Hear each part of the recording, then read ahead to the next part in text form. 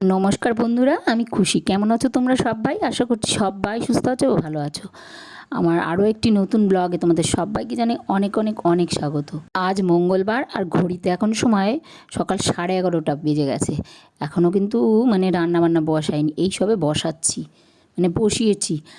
কেননা সকালবেলা আমি সবজি বাজারে গিয়েছিলাম, কিছু ছিল না, তো মাছ সবজি এগুলো আনা হয়েছে, ওইটুকুলোই আর কি রান্নাবান্না করা হচ্ছে।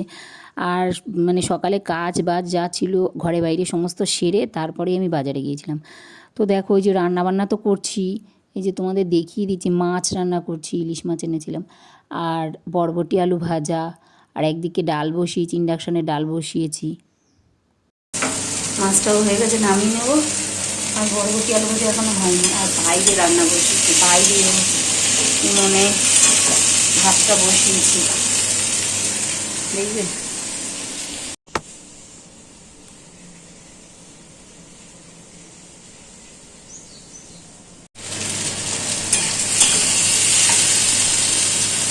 তো রান্নাবান্না সেরে নিই, তারপরে কী কী রান্না করলাম তোমাদের আমি দেখিয়ে দেবো একবারে, ঠিক আছে? আর সকালে তো আশিবাসি সমস্ত কিছু সেরে নিয়েছি, ঘরের বাইরের সমস্ত কাজ করে নিয়েছি, ওগুলো আর বাকি নেই। এখন শুধু ঘর মুছবো, স্নান করবো আর পুজো দেবো, ঠিক আছে? তাহলে পরে আবার আসছি।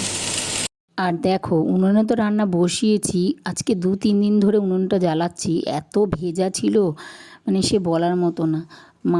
যা ছিল সমস্ত কিছু কাচিয়ে তুলে ফেলে তারপরে বসি, কিন্তু উনুন ধরে না, যতই তুমি শুকনো কাটি দাও না কেন উনুন ঠিক মতো ধরেই না। তো ওই জন্য আর কি করার, এই যে রান্নাবান্না তোমাদের কী কী রান্না করেছি আমি দেখিয়েও দিলাম। মাছ, আর হচ্ছে উচ্ছে আলু ভাজা, ডাল, আর এই তো, আর বরবটি আলু ভাজা, উচ্ছে আলু ভাজা নয়। তো যাই হোক, এইগুলো রান্নাবান্না করে এগুলো দিয়ে খাওয়া দাওয়া করে আমরা একটু ছেলে তো ঘুমিয়ে পড়েছিল দুপুরবেলা, আমি একটু ফোন নিয়ে নাড়াচাড়া করেছি। যাই হোক, আর ছেলের বাবাও খেয়ে খাওয়া দাওয়া করে গেছে। সকালেও আমরা খেয়ে নিয়েছিলাম আজকে, যদিও দোকান থেকে সেই পরোটা আনা হয়েছিল, সেই পরোটাই খাওয়া হয়েছিল। আজকে আর সকালের খাবার রান্না করা হয়নি। তো গিয়েছিলাম বাজারে, ওই জন্য দেরি হয়ে গেছে। আর দেখো বাজার থেকে আসার সময় আমি কয়েকটা কলা নিয়ে এসেছিলাম, তারপরে একটা আম নিয়ে এসেছিলাম। তো ওই আমটাই আমি ছেলেকে আর কি দিচ্ছি। তো ওই যেমন কেনা আম, কিন্তু এর মধ্যে এত পরিমাণে আঁশ, একটা ছোট আম, বেশি বড় না, একটা আম 50 টাকা বললো। হয়েছে ওজনে যা হয়েছে, তো সেটাই নিলাম, কিন্তু ও ভালো একদম খায়নি। দোকানদার বলেছিল, যে বিক্রি করলো বললো যে খুব মিষ্টি হবে, কিন্তু আদৌ না, তত মিষ্টি না, হালকা মিষ্টি। তবে শক্ত, আমটা শক্ত ছিল, কিন্তু আঁশে ভরা, প্রচুর আঁশ। আঁশ ঠাস থাকলে ছেলে একদম ওই খায় না, ওই আম খায় না, ওই জন্য দুধ দিয়ে তো খাবে ভেবেছিলাম, তো দেখলাম শক্ত শক্ত আছে, তাই ভাবলাম ওকে কেটেই দিই। ও বললো যে হ্যাঁ কেটে দাও ছোটো ছোটো করে। তো ওই জন্য আমি দেখো ছোটো ছোটো করে কেটেই দিলাম, কিন্তু খাইনি। আমি এখান থেকে ওকে কেটে দেওয়ার সঙ্গে সঙ্গেই আমি এক টুকরো খেয়ে দেখলাম যে এক অনেক টক না, এর আগে আম এনেছিলাম প্রচণ্ড টক ছিল, তো টক না, মিষ্টি মিষ্টি, তবে অতিরিক্ত মিষ্টি নয়। আর যদিও এখন তো আর আমের সিজন না, তবু এটাই ঠিক আছে। আর কিন্তু আমের বোটার দিকে এত কষ, আমি এই যে এক টুকরো খেলাম, আর আমার সঙ্গে সঙ্গে এত পরিমাণে কাশি উঠেছে সে বলবার মতো না। তো যাই হোক, তবুও ওই আঁটিটাকে আমি রেখে দিয়ে ওকে আর সবটা দিয়েছিলাম, যে আমি আঁটিটা খাই, তো ওকে সবটা দিয়েও এলাম। আর দেখো ওই আঁটিটা নিয়ে আমি তারপরে খেতে বসলাম। আঁটিটা তো খেলাম, আঁটির সামনের দিকটা যদিও খাইনি, কাশি উঠছিল প্রচণ্ড পরিমাণে। আর এই দিকে দেখো আজকে মনে হয় 3-4 দিন আমি ওই বাসন র্যাকে গোছাই না। একটা গামলার মধ্যে জল ঝরানোর জন্য রেখে দিয়েছিলাম, এই এঁটো বাসন ধুয়ে ঠুয়ে মেজে ঘষে তারপরে ওই গামলাটাতেই তো সবসময় রাখি।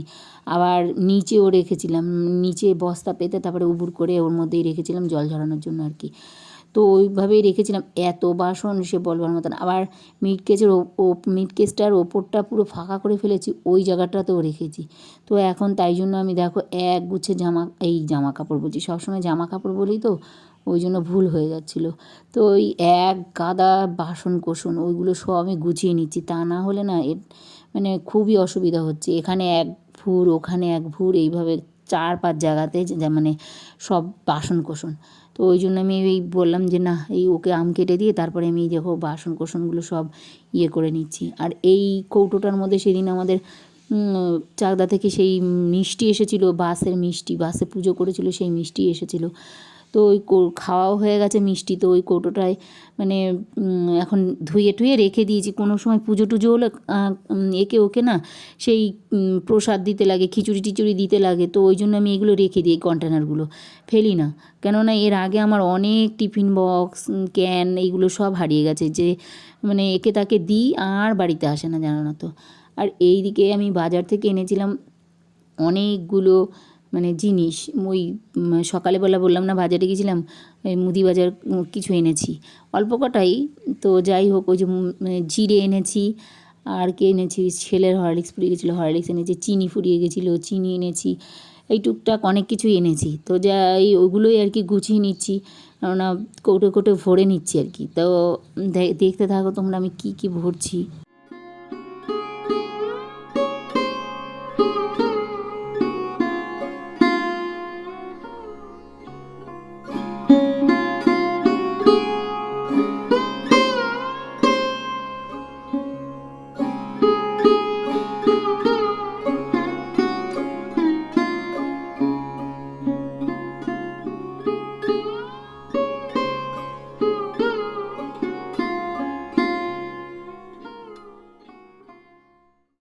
আগে হয়তো আমরা একবারে মানে মাসকাবারি মাল এরকম আনতাম আর কি, এখন অনেকটাই সমস্যা আমাদের। তো যাই হোক, ওই জন্য ওই মাসকাবারি মালটা আর আনা হয় না আর কি, মুদি বাজারগুলো আর কি। তো ওই যখন যেটা ফুরিয়ে যায়, হয়তো কখনো আমি একটা দুটোও বাজার আনি, মানে মুদি গ্রসারি বাজার আর কি, আর আবার কখনো বেশ অনেকগুলোই আনি।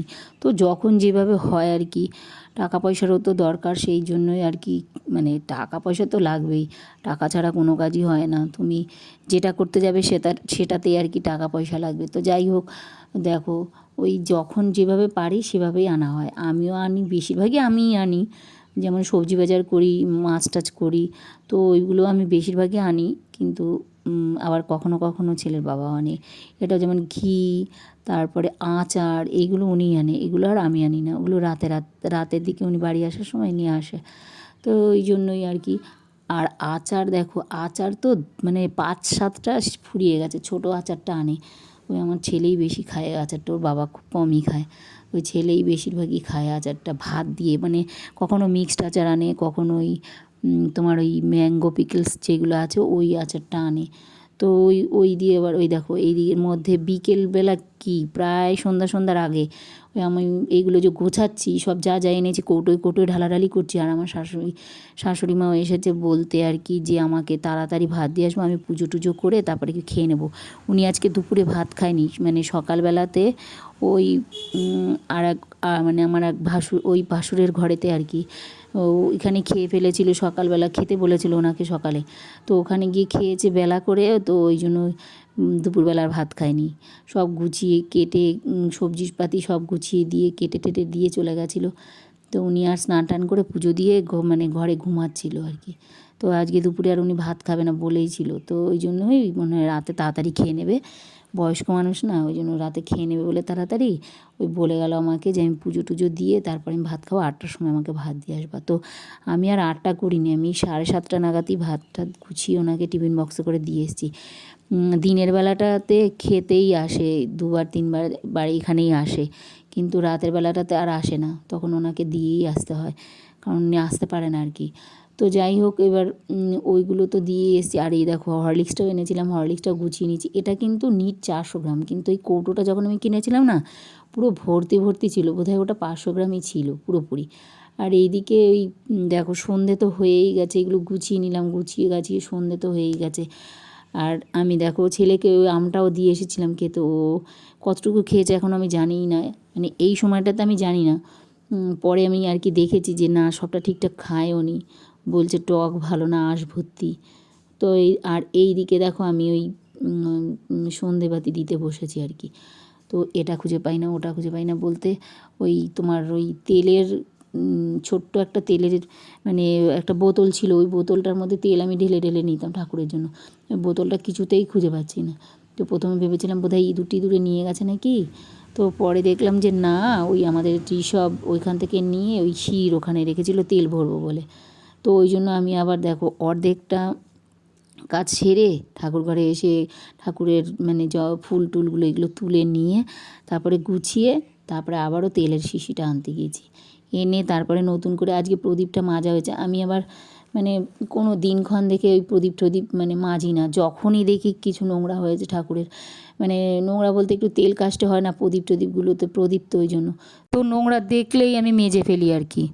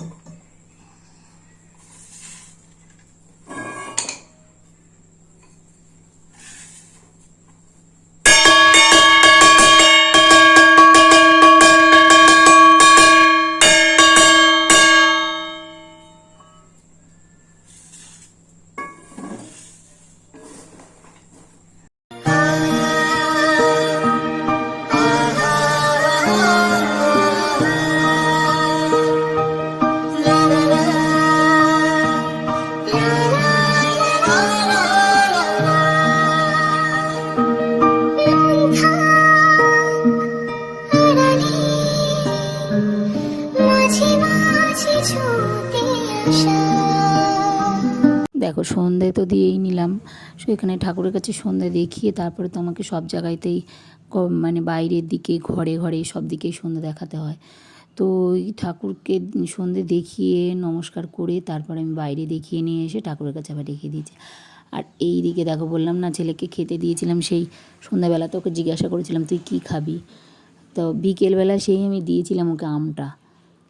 ওই আমটা খাইনি বলে সন্ধ্যেবেলা আবার আমি জিজ্ঞাসা করেছি যে তুই কী খাবি, দুধ খাবি নাকি, বলে কি আমি কি রোজ রোজ দুধ খাবো নাকি, এরকম একদিন খেলে আর একদিন দুধ খেতে চায় না, ওরে নিয়ে যে কী সমস্যা আসে বলার মতন। আর তো যাই হোক, তো ওই দুধ আর খেলো না, তারপরে বলছে আমাকে চা করে দাও, তো দুধ অল্প একটু দুধ দিয়ে চা করে দিয়েছিলাম, চা বিস্কুট খেয়েছে। আর আমটা তো খাইনি, বললাম না আশে ভরা, তো ওর আমটা তারপরে শেষে আমি খেয়েছি বসে বসে, জানো তো। তো ওই প্রথমে তো আমি আটিটাকে খেয়েছিলামই। তো যাই হোক, মানে খুব খারাপ না, তবে আঁশ ভর্তি সত্যি কথাই। মানে এখন তো আর হিমসাগর পাওয়া যায় না, যার জন্য ওই আঁশে ভরা আমের মধ্যে। আর এই দিকে দেখো, মানে সেই কবে তোমাদেরকে মনে হয় আমি দেখিয়েছিলাম কোন ব্লগে যেন, এই জামা কাপড় গুছিয়ে গুছিয়ে রেখেছি, কিছু তো গুছিয়ে ফেলেছি, মানে জায়গায় জায়গায় গুছিয়ে ফেলেছি, আমার আলমারিতে এগুলোতে গুছিয়ে ফেলেছি।